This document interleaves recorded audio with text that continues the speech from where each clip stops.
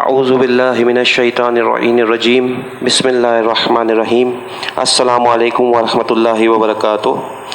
ہم مدرسہ فاطمیہ کی جانب سے آپ کو خوش آمدید کہتے ہیں۔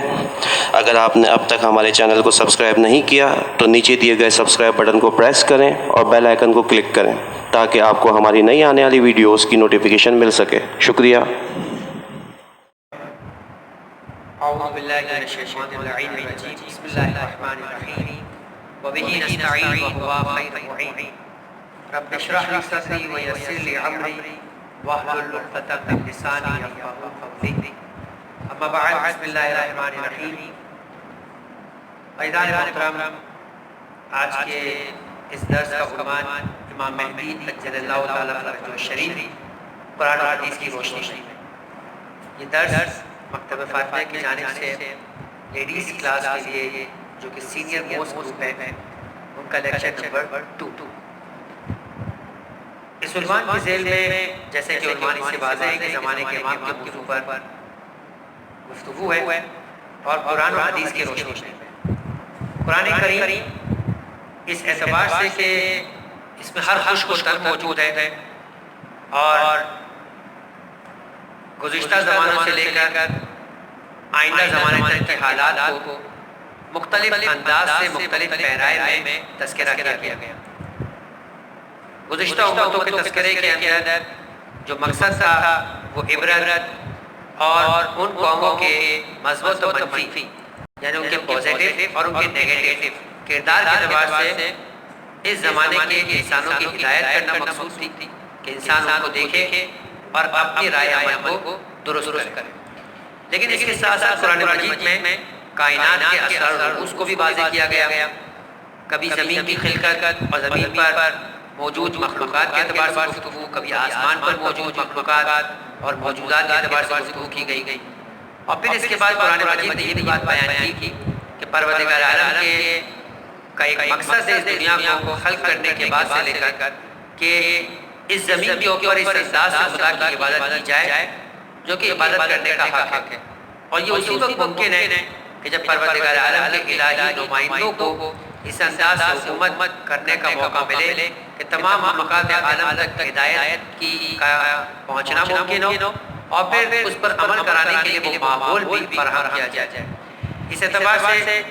زمانے کے امام کے وجود کو قرآن مجید میں مختلف مقامات پر ڈسکس کیا گیا کہ ایک وقت آئے گا کہ جب زمین کے اوپر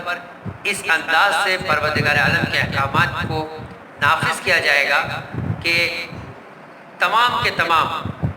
ادیان پر، تمام کے تمام اقوام پر، تمام کے تمام زمین کے خطوں کے اوپر جو ہے وہ لِیُظْہِرَهُ عَلَى الدِّینِ كُلِّهِ دین اسلام کا، پروردگار عالم کے الہی دین کا بول بالا ہوگا۔ وَلَوْ كَرِهَ الْمُشْرِكُونَ، چاہے یہ بات پروردگار عالم کی مخالفت کرنے والوں ابلیس کے نمائندوں کو کتنی ہی ناگوار کیوں نہ گزرتی ہو۔ اس اعتبار سے ہم یہ دیکھتے ہیں کہ قرآن مجید کی بہت ساری آیات کے پیغامات بڑے واضح ہیں جنہیں محکمات کہا جاتا ہے،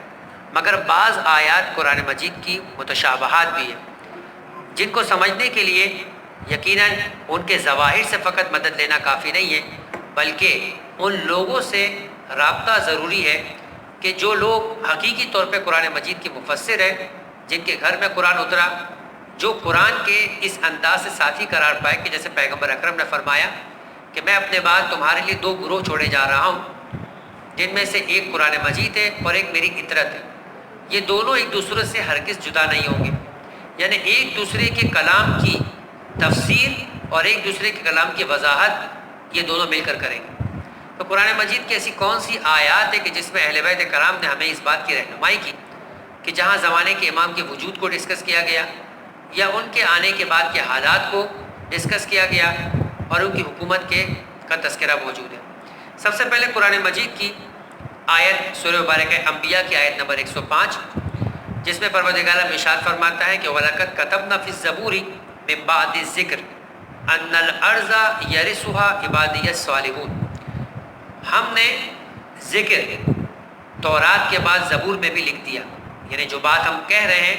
وہ تورات کے بعد زبور میں بھی لکھ دی گئی کہ ہمارے زمین کے وارث ہمارے نیک بندے ہی ہوں گے۔ زمین پر خدا کے وارث کی بات کی جا رہی ہے۔ یقیناً جو خدا کا وارث ہوگا وہ خدا کے احکامات کو نافذ کرنے والا ہوگا بطور اتم کمپلیٹ اور مکمل انداز سے۔ لہٰذا امام پنجم اس آیت کی تفسیر میں فرماتے ہیں کہ زمین کو وراثت میں حاصل کرنے کی لیاقت اور صلاحیت رکھنے والے نیک اور صالح افراد سے مراد امام مہدی عجل اللہ تعالیٰ فرج و شریف اور ان کے ناصر و مددگار ہیں۔ دوسرے مقام پر قرآن مجید کے سورہ مبارکہ ہود کی آیت نمبر 86 میں ارشاد ہوا کہ بقیت اللہ خیر لکم ان کنتم مؤمنین، کہ اللہ کا ذخیرہ، اللہ کا باقی بچا ہوا تمہارے حق میں بہت بہتر ہے اگر تم صاحب ایمان۔ امام پنجم اس آیت کے ذیل میں ارشاد فرماتے ہیں کہ جس وقت امام مہدی عجل اللہ تعالیٰ فرجہ الشریف ظہور فرمائیں گے تو خانہ خدا کی دیوار کا سہارا لیے ہوئے ہوں گے، اور سب سے پہلے اسی آیت یعنی بقیت اللہ خیر لکم کی تلاوت کریں گے اور اس کے بعد فرمائیں گے یعنی بطور مصداق کہ میں ہی وہ فرد ہوں کہ انا بقیت اللہ فی ارضہ و حجتہ علیکم، کہ میں زمین پر خدا کا بقیت اللہ ہوں اور اس کا جانشین ہوں اور تم پر اس کی جانب سے حجت ہوں۔ ہر شخص آپ کو سلام کرے گا تو باقاعدہ اسی لقب کے ساتھ آپ کو متصف کر کے سلام کرے گا کہ السلام علیکہ یا بقیت اللہ فی ارضی۔ تیسری وہ آیت ہے کہ جو سورہ مبارکہ حدید کی آیت نمبر 17 میں ارشاد ہوا اعلموا ان اللہ یحیی الارض بعد موتها قد بینا لکم الآیات لعلکم تعقلون، یاد رکھو کہ خدا مردہ زمینوں کو زندہ کرنے والا ہے اور ہم نے تمام نشانیوں کو واضح کر کے بیان کر دیا کہ تم عقل سے کام لے سکو، یعنی اگر غور کرو گے تو یہ نشانیاں تمہاری رہنمائی کر دے گی کہ کون ہے جو زمینوں کو زندہ کرنے والا ہے۔ یہاں پر امام فرماتے ہیں ایک تو جیسے میں نے کہا کہ اس میں جو اشارہ موجود ہے حقیقی مفسر آل محمد فاسألوا اہل الذکر ان کنتم تعلمون، کہ اگر تم نہیں جانتے تو اہل ذکر سے پوچھو یعنی اہل بیت سے پوچھو۔ انہوں نے بتایا کہ زمین کے مردہ سے زندہ کرنے کے لیے اشارہ کس طرف ہے۔ امام فرماتے چھٹے امام جعفر صادق علیہ السلام مراد یہ کہ اللہ زمین کو امام مہدی کے ظہور کے وقت ان کی عدالت کے ذریعے زندہ کرے گا، یعنی یہ ظاہری زندہ کرنے کی بات ہی نہیں ہے، اس جانب بھی ایک اشارہ جو ظاہر ہے، مگر اس کا باطن یہ ہے کہ خدا اس زمین پر حیات حقیقی کو زندہ کرے گا جو ظلم کی وجہ سے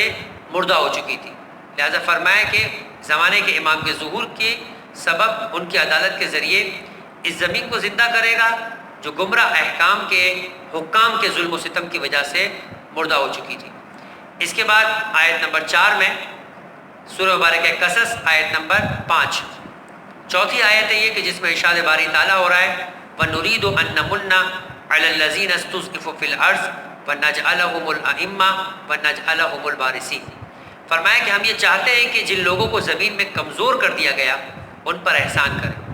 انہیں لوگوں کا پیشوا بنائیں۔ ورڈ کمزور کر دیا گیا سے واضح ہے کہ ان کا حق یہ تھا کہ وہ زمین پر طاقت کے ساتھ موجود ہو تاکہ خدا کے احکامات کو نافذ کر سکیں، لیکن لوگوں کو اختیار دیا گیا، اختیار کا غلط استعمال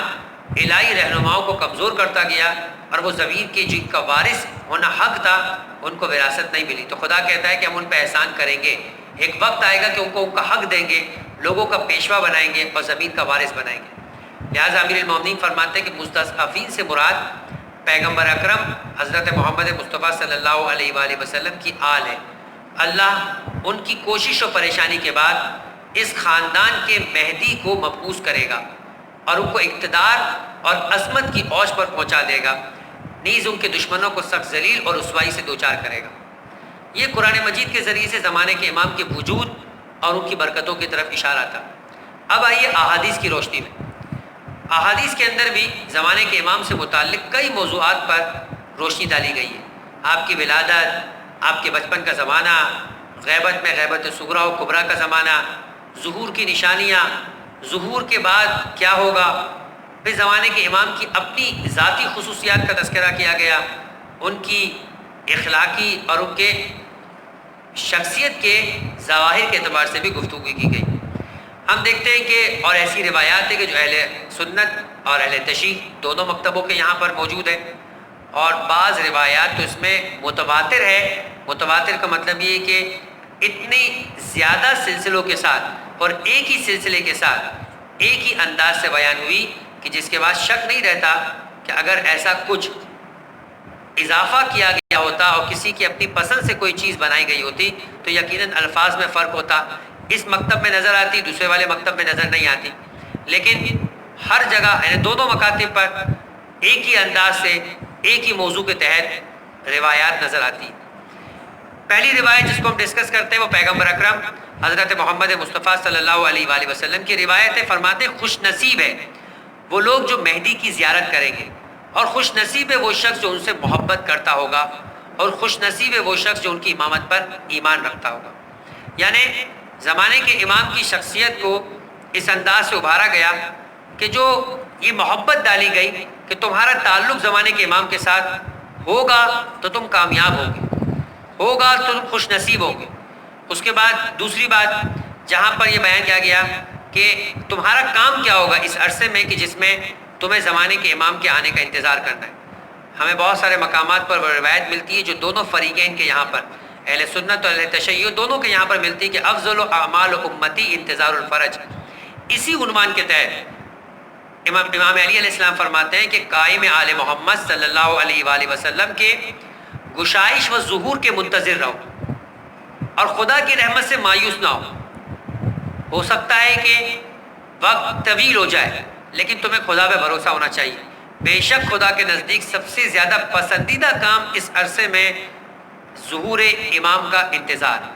تمہارا فرض اور تمہارا جو حقیقی کام ہے وہ اپنے زمانے کا امام کا انتظار کرنا ہے۔ لوح فاطمہ، تیسری جو روایت ہے وہ لوح فاطمہ سلام اللہ علیہا کے اوپر موجود ہے، جسے صحیفہ فاطمہ بھی کہا جاتا ہے۔ فرماتے ہیں کہ اس کے بعد میں اپنی رحمت کی وجہ سے، یہ کوٹیشن ہے کہ اس کے بعد میں اپنی رحمت کی وجہ سے اوصیہ کا سلسلہ امام حسن عسکری علیہ السلام کے فرزند ارجمند پر مکمل کروں گا، جو موسیٰ کا کمال، عیسیٰ کی عظمت اور جناب ایوب کا صبر رکھتا ہوگا۔ یعنی زمانے کے امام کی شخصیت کے لیے ایک تو یہ بات کہی گئی کہ یہ رحمت خدا کا سلسلہ ہے جو کہ فرزند امام حسن عسکری سے کا ہوگا، اور ان کی خصوصیت یہ کہ انبیاء کی خصوصیات لے کر نازل ہوں گے۔ چوتھی حدیث امام حسن مجتبیٰ علیہ السلام فرماتے ہیں کہ اللہ آخری زمانے میں ایک شخص کو مبعوث کرے گا، کس طرح سے پروردگار عالم اس کی امداد کرے گا کہ وہ حقیقی زمین کے اوپر عدل و انصاف کا جو بول بالا ہونا ہے وہ نافذ ہو سکے۔ فرمایا اپنے فرشتوں کے ذریعے اس کی مدد کرے گا، ان کے مددگاروں کی حفاظت کرے گا، اس کو تمام اہل زمین پر غلبہ عطا کرے گا، وہ زمین کو عدالت، نور اور واضح دلیلوں سے بھر دے گا۔ فرمایا خوش نصیب ہے وہ شخص جو اس زمانے کو درک کرے اور ان کی بات کو سمجھے، نیز ان کی اطاعت کرے۔ امام حسین علیہ السلام فرماتے ہیں کہ زمانے کے امام کے ظہور کی برکات کیا ہوگی۔ فرمایا اللہ اس مہدی کے ذریعے سے مردہ زمین کو زندہ و آباد کرے گا، جو آپ نے قرآن مجید کی آیت میں بھی سنا۔ ان کے ذریعے دین حق کو تمام ادیان پر غلبہ عطا کرے گا، یہ بھی قرآن مجید کا بیان تھا۔ ہر چند کی بات مشرکین کو اچھی نہ لگے۔ تیسری چیز امام فرماتے ہیں کہ وہ غیبت اختیار کرے گا، جو امتحان ہوگا جس میں ایک گروہ دین سے گمراہ ہو جائے گا اور ایک گروہ دین حق پر قائم رہے گا۔ چوتھی چیز جو شخص ان کی غیبت کے زمانے میں تکالیف اور جھٹلائے جانے پر صبر کرے گا وہ اس شخص کی مانند ہوگا جس نے اللہ کے رسول کے ہمراہ تلوار سے جہاد کیا۔ چھٹی حدیث میں امام سجاد علیہ السلام فرماتے ہیں کہ جو قائم آل محمد کی غیبت کے زمانے میں ہماری مودت اور دوستی پر ثابت قدم رہے گا، خدا اس کو اجر میں شہدائے بدر و احد کے 1000 شہیدوں کے برابر ثواب عنایت کرے گا۔ جو تاریخ پڑھتے وہ جانتے ہیں کہ پروردگار عالم نے اسلام کی پہلی جنگ، جب اسلام کے گویا وجود کو مدینے کے اندر بچانا تھا، تو شہد کے عہدۂ بدر اور احد کے میدان میں کس انداز سے مسلمانوں نے قربانیاں دی۔ گویا دین کو اپنے پورے وجود کے ساتھ اس زمین پر نافذ کرنے کے لیے جو انتظار کرے گا اس کی حیثیت کیا ہوگی، اس کا تذکرہ امام سجاد نے فرمایا۔ 7ویں حدیث میں امام باقر علیہ السلام فرماتے ہیں ایک زمانہ وہ آئے گا جب لوگوں کا امام غائب ہوگا، بس خوش نصیب ہے وہ شخص جو اس زمانے میں ہماری ولایت پر ثابت قدم رہے۔ یعنی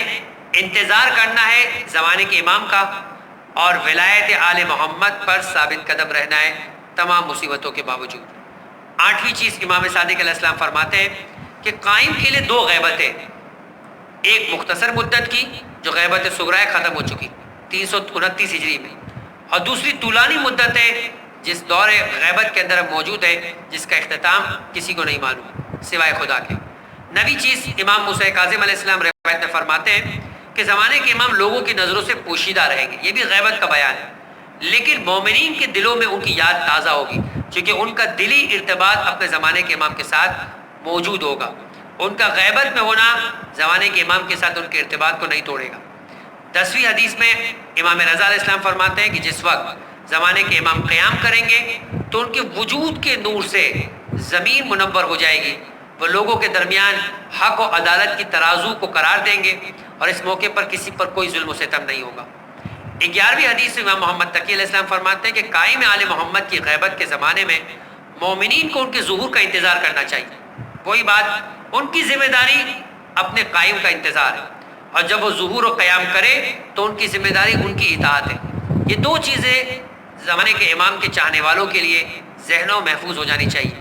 دور غیبت میں اس کی ذمہ داری اپنے زمانے کے امام کا انتظار ہے، اور دور ظہور میں اس کی ذمہ داری جیسا امام کہے ویسے اپنی زندگی گزارنا ہے۔ لہٰذا بہت ساری مرتبہ ہم اپنی خواہشات، اپنی فکروں کے ساتھ زمانے کے امام کا انتظار کر رہے ہیں، ممکن ہے کہ وہ خواہشات و فکریں ویسی نہ ہوں۔ ہماری ذمہ داری اپنے زمانے کے امام کی فکر اور ان کے قول پر سر کو جھکا دینا ہے۔ 12ویں حدیث میں امام علی نقی علیہ السلام فرماتے ہیں کہ کون ہوگا قائم، اس کا سلسلہ نسب کیا ہوگا؟ فرمایا میرے بعد، یعنی امام علی نقی فرما رہے میرے بعد میرا فرزند حسن عسکری علیہ السلام امام ہوں گے، ان کے بعد ان کا فرزند قائم امام ہوگا، وہ زمین کو عدل و انصاف سے بھر دے گا جیسا کہ وہ ظلم و جور سے بھری ہوگی۔ 13ویں اور آخری حدیث کے اندر امام حسن عسکری علیہ السلام نے فرمایا کہ اس خدا وحدہ لا شریک کا شکر ہے